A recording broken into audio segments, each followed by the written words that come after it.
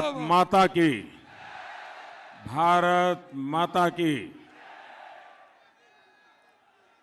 Bharatiya Janata party के वरिष्ठ नेता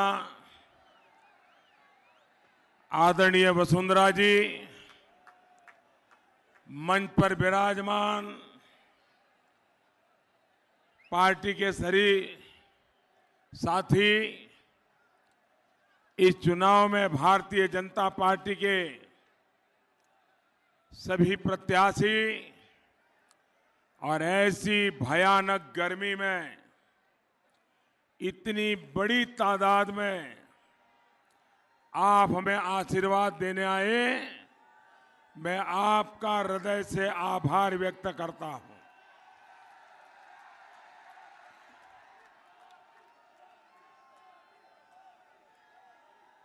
एयर कंडीशन कमरों में बैठ करके जीत और हार के हिसाब लगाने वालों को पता नहीं चलता है कि ऐसी भयंकर धूप में, ऐसी भयंकर गर्मी में नया भारत बनाने के लिए किस प्रकार से लोग जुड़ रहे हैं, ये दिल्ली में एयर कंडीशन कमरों में पता नहीं चलता है। साथियों, मैं हिंदुस्तान में जहां जहां गया हूं, एक अभूतपूर्व लहर मैंने देखी है।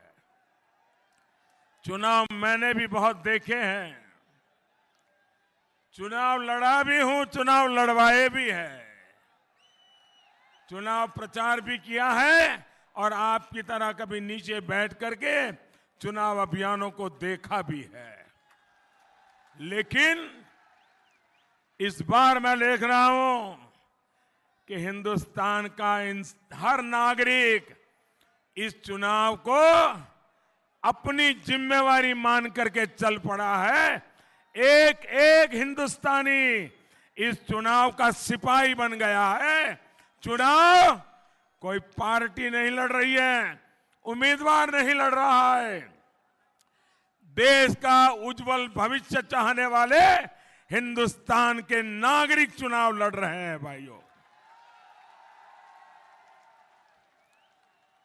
विश्व की, भाइयों बहनों, विश्वरी अजय धरती चित्तौड़रा शूरवीर सपूता और वीरांगना नारी शक्ति ना खम्मा घड़ी गणों गणों नमन अभिनंदन थे कैया हो।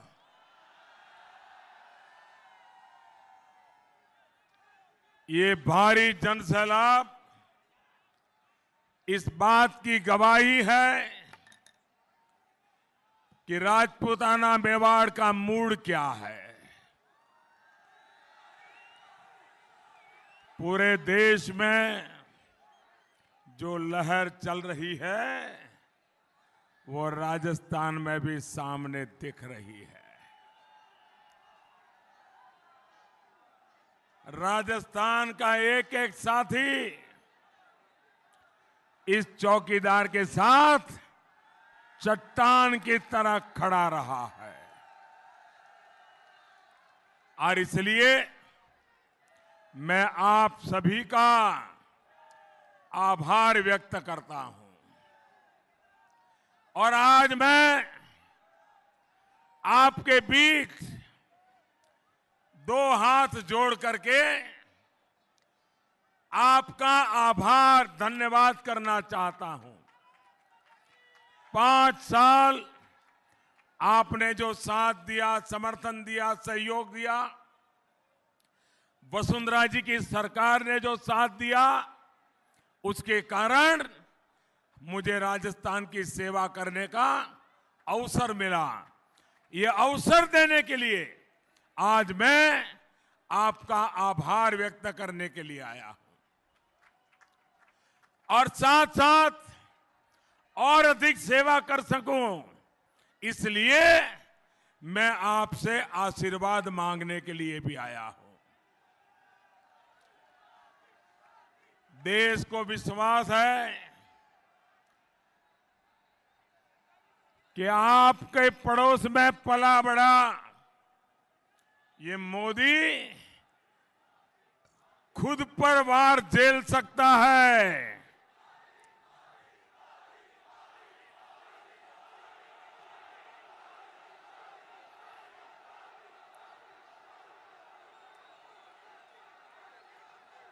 आपका ये प्यार, आपका ये उत्साह मेरी सर आंखों पर।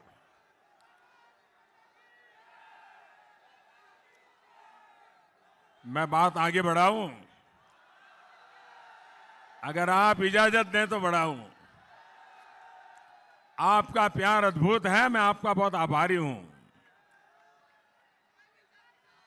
देश को विश्वास है कि मोदी खुद पर वार झेल सकता है, अपना राजनीतिक भविष्य भी दांव पर लगा सकता है, लेकिन देश को कभी झुकने नहीं दे सकता। भाई और बहनों, राजस्थान में कुछ दिन पहले आंधी तूफान से अनेक साथियों को हमने खोया है। मेरी पूरी संवेदना सभी प्रियजनों के साथ है। ये बहुत ही दुखद और मुश्किल घड़ी उनके लिए है। सरकार द्वारा हर पीड़ित परिवार को प्रभावित सभी परिवारों के साथ दिल्ली भारतीय जनता पार्टी की सरकार, एनडीए की सरकार पूरी तरह उनके साथ खड़ी है। साथियों, आज राजस्थान की इस लोकसभा चुनाव में ये मेरी पहली जनसभा है और वो भी चित्तौड़गढ़ में मेवाड़ से शुरू हो रहा है। और यहां से चित्तौड़गढ़ किले का विजय स्तंभ भी मेरे सामने खड़ा है। ये विजय स्तंभ हमें विजयी भव के आशीर्वाद दे रहा है। भाई और बहनों, विधानसभा चुनाव के दौरान मैं मेवाड़ में अनेक बार आया था। आज मैं नए हिंदुस्तान, मजबूत हिंदुस्तान के लिए आपका आशीर्वाद लेने के लिए आया हूं। महाराणा प्रताप और महारानी पद्मिनी के संस्कार जिनकी रगों में है, ऐसे आप सभी साथियों से मैं पूछता हूं, आप जवाब देंगे? मैं सबसे सवाल पूछता हूं, जवाब देंगे? आप मुझे बताइए, आप मजबूत भारत देखना चाहते हैं या फिर मजबूर भारत? आपको पाकिस्तान को जवाब देने वाला भारत चाहते हैं या फिर पाकिस्तान के आगे दबने वाला भारत? आप आतंकियों को मुंह तोड़ जवाब देने वाला भारत चाहते हैं या आतंकी हमले के बाद चुप बैठने वाला भारत चाहते हैं? आपको देश को कमजोर बनाने वाले कांग्रेस चाहिए या फिर देश को मजबूत बनाने वाली भाजपा चाहिए? साथियों, आपका एक एक वोट दिल्ली में मजबूत सरकार बनाएगा। राजस्थान ने 2014 में पूरी मजबूती से इस चौकीदार को दिल्ली में बिठाया था। इस बार पुराने सभी रिकॉर्ड टूटने चाहिए। सबकी सब सीट तो आएगी, लेकिन मार्जिन बढ़ना चाहिए। आज मैं विशेष तौर पर जो पहली बार लोकसभा के चुनाव में वोट देने वाले हैं, जिनका जन्म 21वीं सदी में हुआ है, ऐसे पहली बार लोकसभा के लिए वोट देने वाले बेटे बेटियों से, नौजवानों से कहना चाहता हूं कि नया भारत बनाना आपकी जिम्मेवारी है। आपका मिजाज, यही मिजाज नए भारत का हो। जैसा आप 21वीं सदी का भारत देखना चाहते हैं, वो नए मतदाताओं के वोट से होने वाला है। आपकी पुरानी पीढ़ी ने जनसंघ को मजबूत किया, भैरों सिंह शेखावत जैसा नेतृत्व देश को दिया। अब हम सबको नए भारत की दिशा तय करनी है।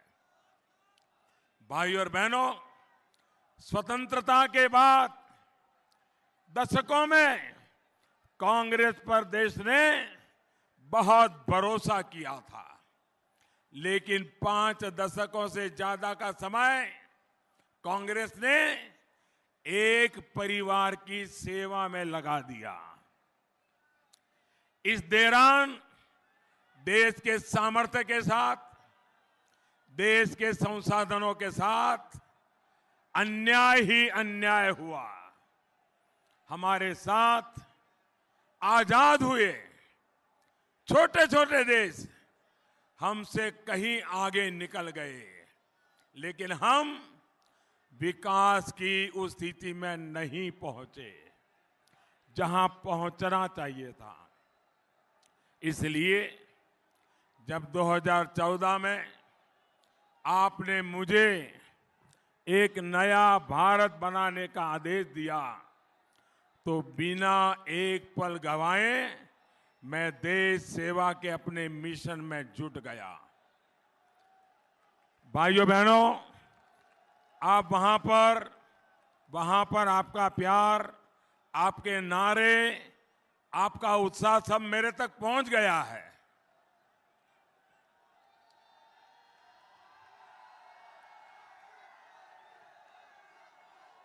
अब जितनी जगह है वहीं रुक जाइए।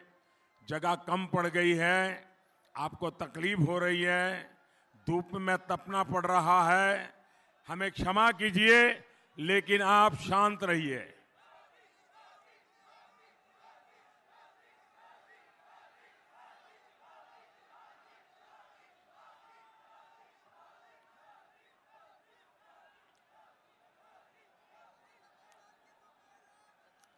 आप इजाजत दें तो बोलूं।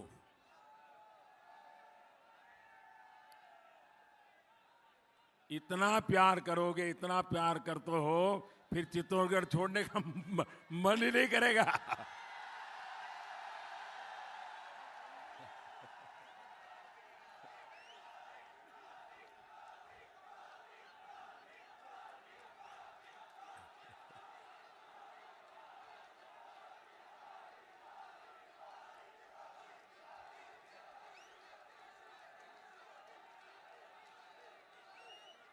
आप घंटों से ताप में तप रहे हो, और इसलिए मैं आपका लंबा वक्त लेना नहीं चाहता हूं, और मुझे यहां से बाड़मेर पहुंचना है। आप इजाजत दें तो बोलूं मैं।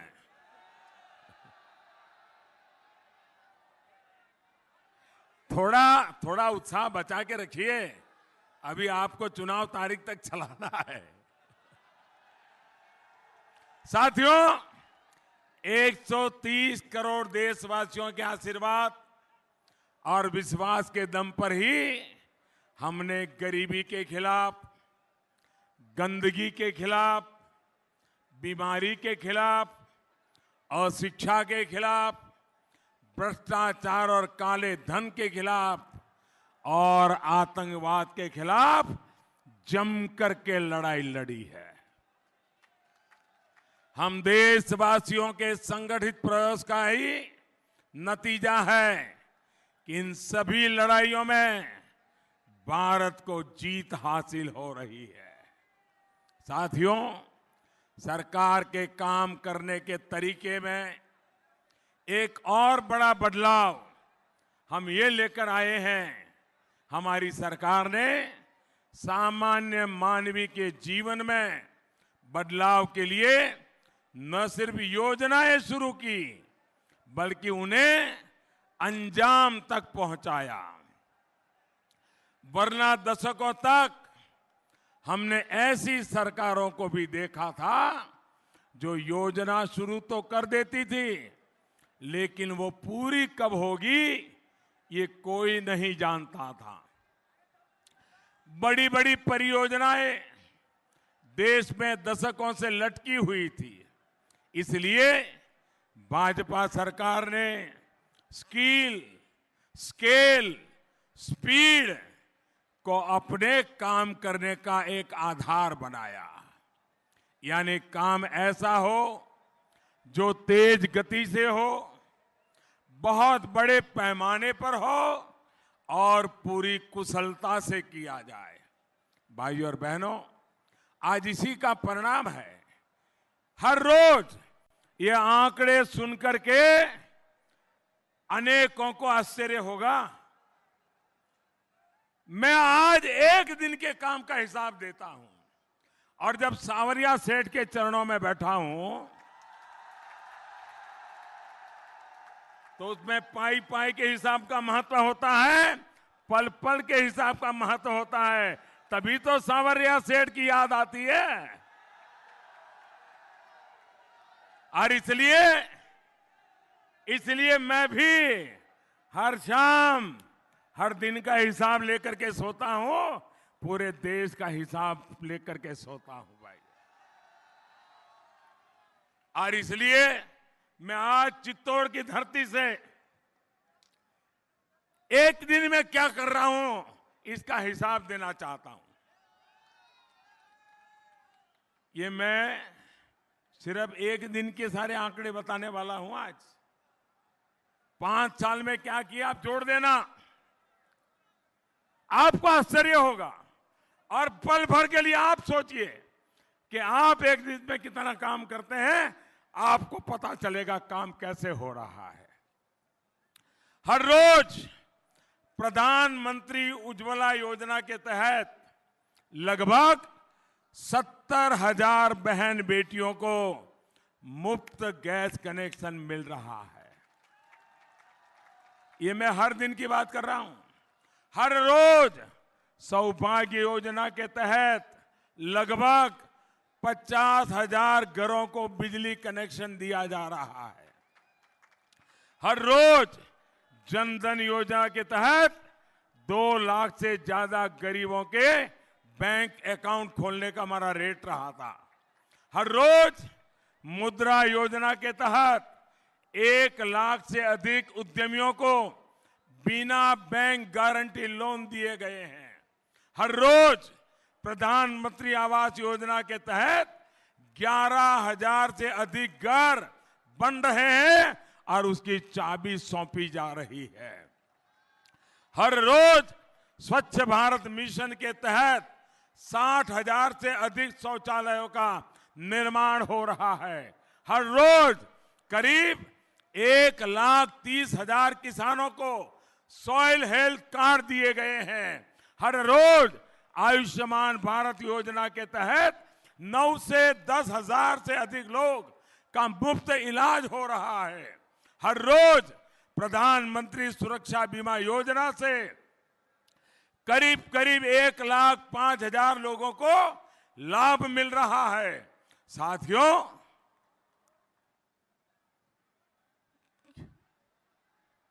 दिमाग छटपटा गया ना? ऐसे भी आंकड़े हो सकते हैं क्या? ये हमारे देश में आज हो रहा है दोस्तों। आपको सुनकर के गर्व हुआ कि नहीं हुआ? मोदी को आशीर्वाद देने का मन कर गया कि नहीं कर गया?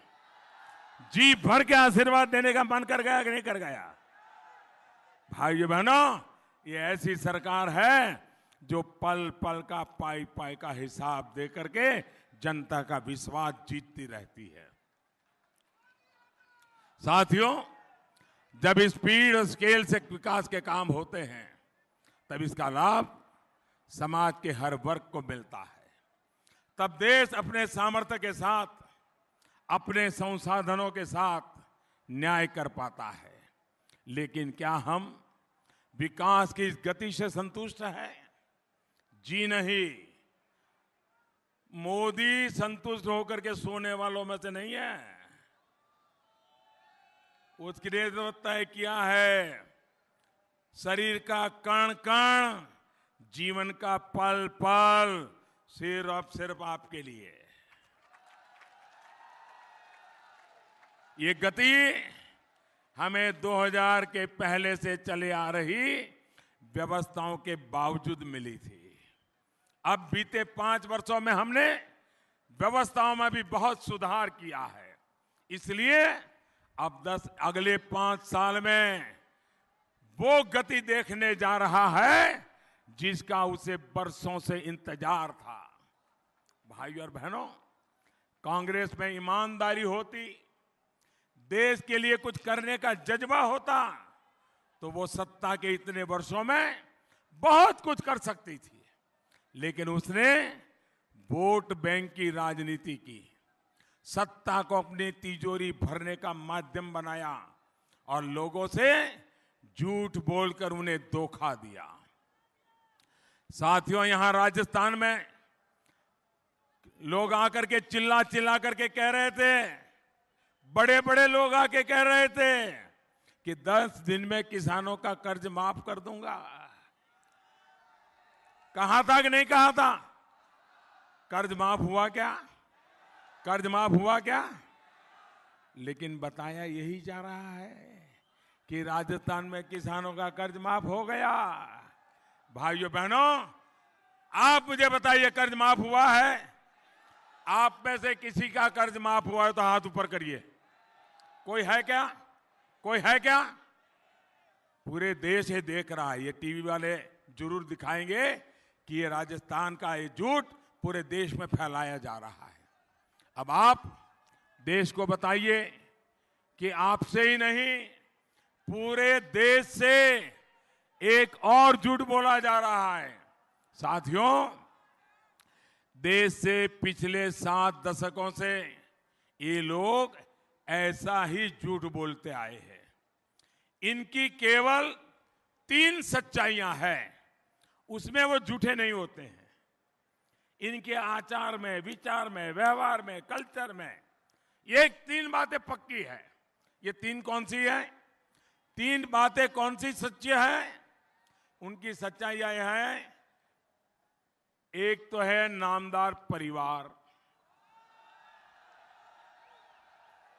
भ्रष्टाचार और झूठे वादों की भरमार। इसके अलावा कुछ नहीं है। भाइयों और बहनों, जिन किसानों को कांग्रेस ने ठगा, आज उनके साथ क्या सलूक हो रहा है। आज जब वो हिसाब मांग रहे हैं तो कांग्रेस के मंत्री किसानों का गिरेबान पकड़कर उनको गालियां दे रहे हैं। यहां पड़ोस में बरान में ही किसानों पर यूरिया के लिए लाठियां चली थी। 5 वर्षों में पूरे देश में कहीं भी यूरिया की दिक्कत नहीं आई, लेकिन यहां कांग्रेस सरकार बनते ही बिचौलियों की बैटरी चार्ज हो गई। भाइयों बहनों, कांग्रेस ने खुद तो वादा पूरा नहीं किया, लेकिन भाजपा सरकार ने किसानों के लिए जो बहुत बड़ी योजना बनाई है उसका लाभ भी आप तक नहीं पहुंचने दे रही है। देश में करोड़ों किसान परिवारों को पीएम किसान योजना के तहत पहली और दूसरी किस्त के पैसे खाते में मिल चुके हैं। राजस्थान के भी 50 लाख से अधिक परिवारों को ये मदद मिलनी तय हुई है। लेकिन कांग्रेस की सरकार सारे किसानों के नाम देने में आनाकानी कर रही है। भाइयों और बहनों, एक और बहुत बड़ा संकल्प हमने लिया है, जिसका सबसे अधिक लाभ राजस्थान को होने वाला है, मेवाड़ को होने वाला है। बीते 5 वर्ष में जिस तरह हर गांव, हर घर तक बिजली पहुंचाने के लिए हमने दिन रात काम किया है, आने वाले 5 वर्षों में हम पानी के लिए वैसा ही काम करने चाहते हैं। और पानी के लिए अलग से जल शक्ति मंत्रालय हम बनाएंगे।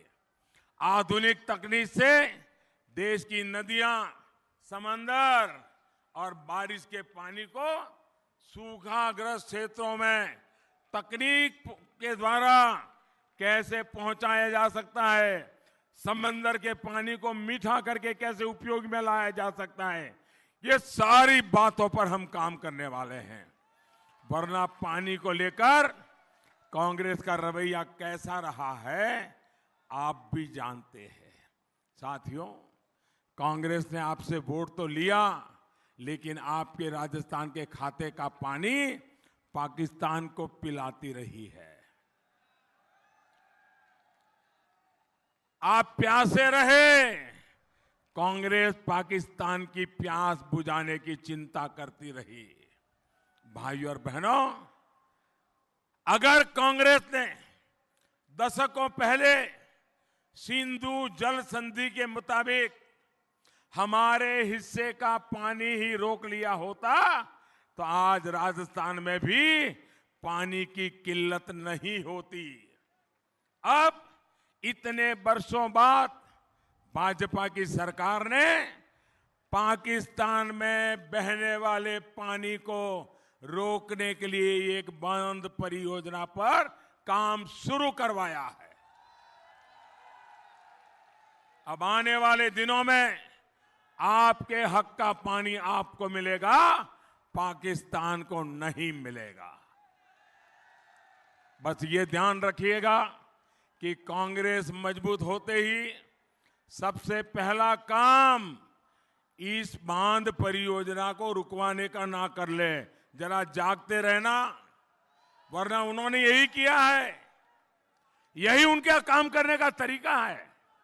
भाइयों और बहनों, अपनी इसी परंपरा पर चलते हुए देश में गरीबों, वंचितों, पिछड़ों, आदिवासियों के लिए जो भी काम किए जा रहे हैं, उन पर रोड़ा अटकाने का काम यहां की कांग्रेस सरकार कर रही है। अभी तो नई आई है, लेकिन एक ही काम, परेशानियां पैदा करो। आपके इस चौकीदार ने पहली बार सामान्य वर्ग के गरीबों को 10% आरक्षण दिलवाया। ये काम बाकी समाज के हक को छीने बिना, छेड़े बिना हमने समाज को साथ रख करके किया है। लेकिन यहां की सरकार इसमें भी आनाकानी कर रही है। इसी तरह आयुष्मान भारत योजना से 5 लाख रुपए हर वर्ष इलाज के लिए गरीब को मिल रहे हैं।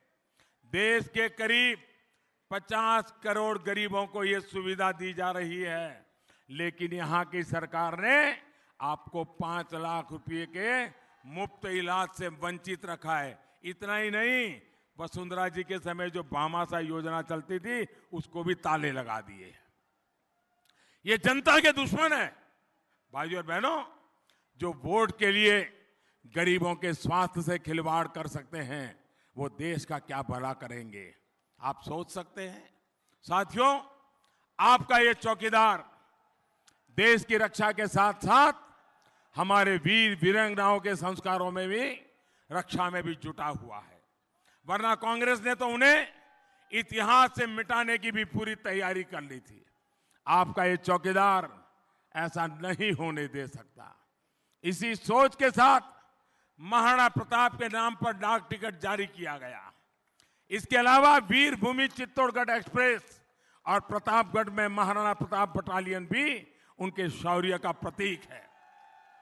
हमारी आस्था के केंद्र भगवान सावरिया सेठ के मंदिर को भी सजाने संवारने का काम आज भारत सरकार कर रही है।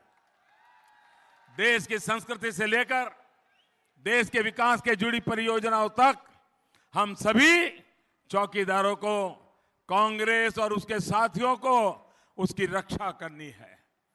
भाइयों बहनों, मैं अपनी बात समाप्त करने से पहले आज जब मैं राणा प्रताप की धरती से राजस्थान के चुनाव प्रचार को आरंभ कर रहा हूं, लेकिन उस बीच जब मैं यहां आ रहा था तो आज जानकारी मिली कि हमारा मित्र देश, हमारे पड़ोस में श्रीलंका में आतंकवादियों ने अनेक बम धमाके किए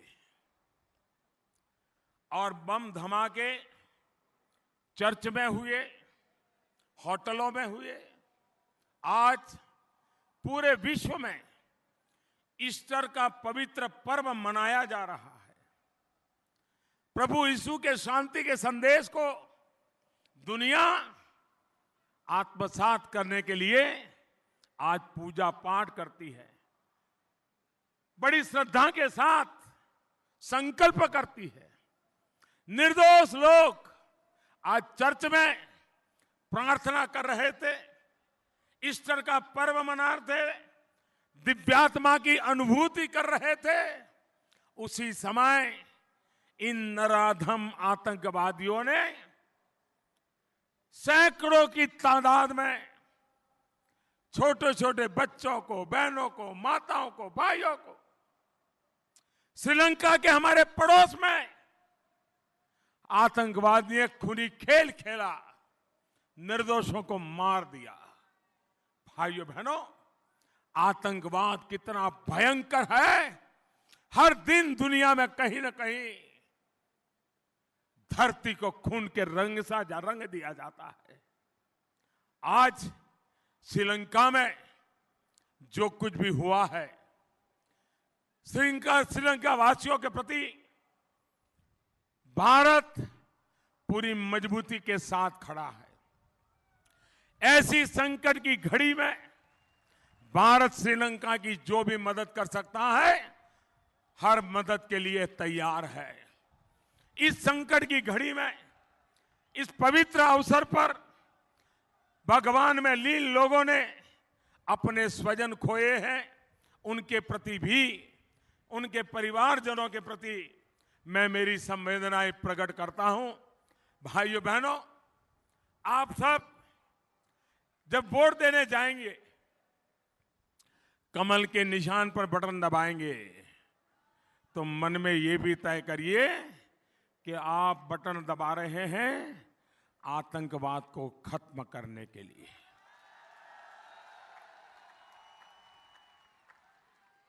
आपकी एक उंगली में ताकत है भाइयों, आपकी उंगली में एक ताकत है। आप कमल के निशान पर बटन दबाओगे, आतंकवाद के खिलाफ लड़ाई की मुझे ताकत मिलेगी। आप मुझे बताइए, आतंकवाद खत्म होना चाहिए कि नहीं होना चाहिए? नेस्त नाबूद होना चाहिए कि नहीं होना चाहिए? चुन चुन करके साफ होना चाहिए कि नहीं होना चाहिए? कौन कर सकता है ये काम, बताइए? मोदी के सिवाय कोई नाम दिखता है? मोदी के सिवाय कोई नाम दिखता है? आपको बता दीजिए, कोई कर सकता है क्या? ऐसे लोगों के हाथ में आप अपनी जिंदगी दे सकते हो, अपने बच्चों की जिंदगी दे सकते हो, अपने परिवार की जिंदगी दे सकते हो, हमारे राजस्थान की जिंदगी दे सकते हो, हमारे हिंदुस्तान की जिंदगी दे सकते हो। भाइयों बहनों, इस बार जब कमल के निशान पर बटन दबाओगे ना, तो आपके भीतर एक नागरिक की सजगता तो है, पर वीर सैनिक की सजगता भी होनी चाहिए, जो देश के लिए वोट डालता है, देश के उज्जवल भविष्य के लिए डालता है।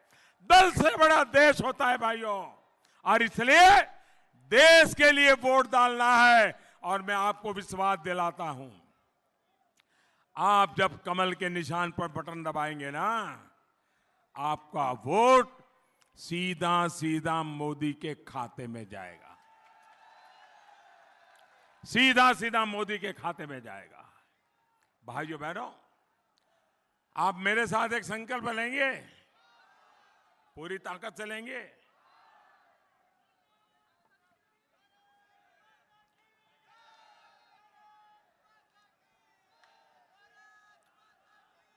मैं बोलूंगा, उसके बाद आपको बोलना है, घर घर में है चौकीदार। क्या बोलना है? जरा जोर से बोलो, उधर से भी आवाज आनी चाहिए। इधर बड़े बड़े लोग बैठे हैं, लेकिन बोलो जरा, जरा इधर वाले भी बोलना भाई, जरा हाथ ऊपर करके बोलना। इधर बोलेंगे आप लोग, इधर भी, यहां पीछे भी, जो धूप में है वो भी। आपको बोलना है, घर घर में चौकीदार। क्या बोलना है? क्या बोलना है? बोलेंगे, भ्रष्टाचारी होशियार, भगोड़े पे कानून की मार, बंद व्यो कालो कारोबार, देशद्रोहियों पे कड़ा प्रहार, आतंक पे हो रियो आखिरी वार, दुश्मन हो जा खबरदार, घुसपैठियां भागिया सीमा पार, टूटेगा जात पात की दीवार, वंशवाद की वेगा हार, दागदार पे भारी कामदार। मेरे साथ बोलिए, भारत माता की, भारत माता की।